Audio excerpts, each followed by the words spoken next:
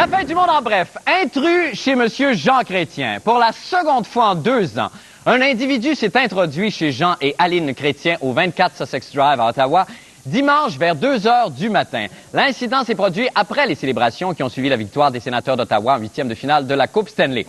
Bien que le jeune homme se soit fait immédiatement arrêter, le couple chrétien s'est fait beaucoup de mauvais sang. Étant donné qu'ils ont été victimes de ce mauvais sang après 1990, ils n'auront droit à aucune compensation du gouvernement fédéral. Oh, que je suis caustique de l'acide.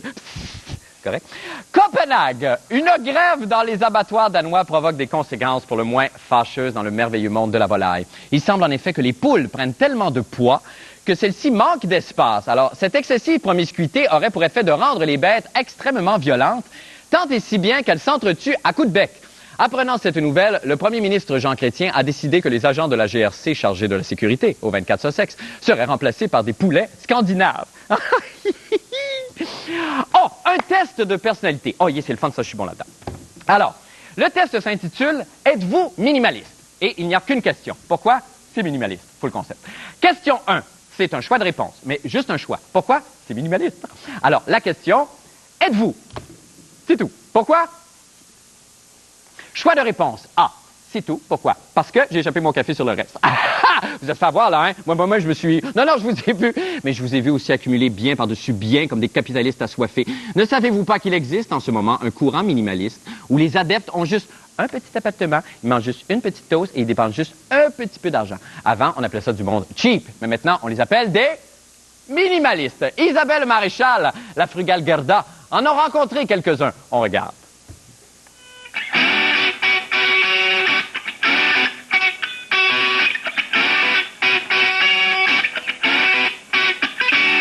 J'ai même pas de table de cuisine. On garde les choses simples. Moins de choses sur le comptoir. Regarde, même dans mon frigidaire ici, je mange d'une manière très minimaliste. Mon affaire, c'est pas grand-chose. Je garde les choses simples. J'essaie d'épurer toutes les choses qui m'entourent, d'enlever des affaires que j'ai pas besoin. Ça a commencé, ça, quand je suis allée en voyage. Une journée, j'ai décidé, je m'en allais en Tunisie pour 4 mois.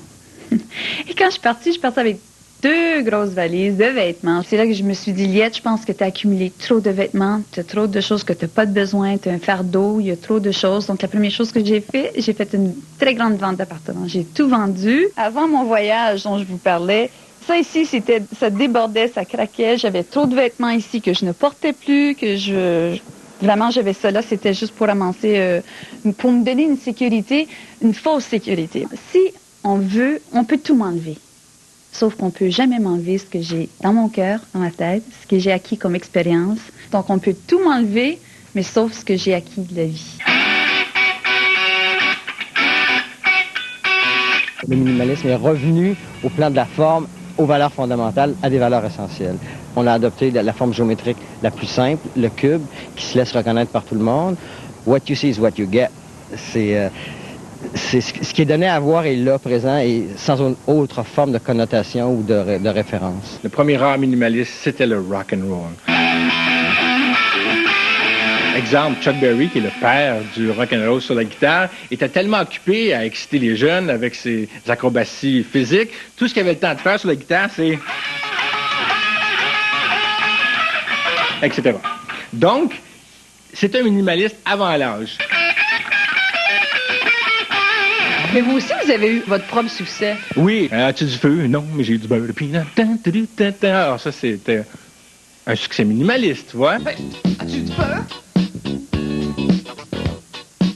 Bouge pas, petit du beurre de peanut. Hey, petit... Être minimaliste, en fait, là où je me retrouve, c'est que j'ai toujours pris des voies qui ne faisaient pas de détour, mais qui allaient en ligne directe.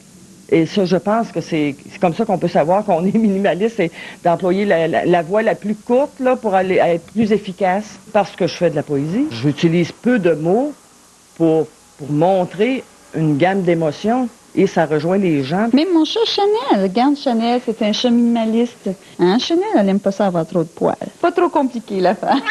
Oui, c'est ça.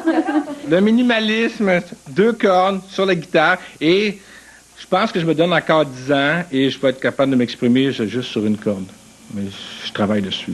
Est-ce que c'est important? Non, pas du tout.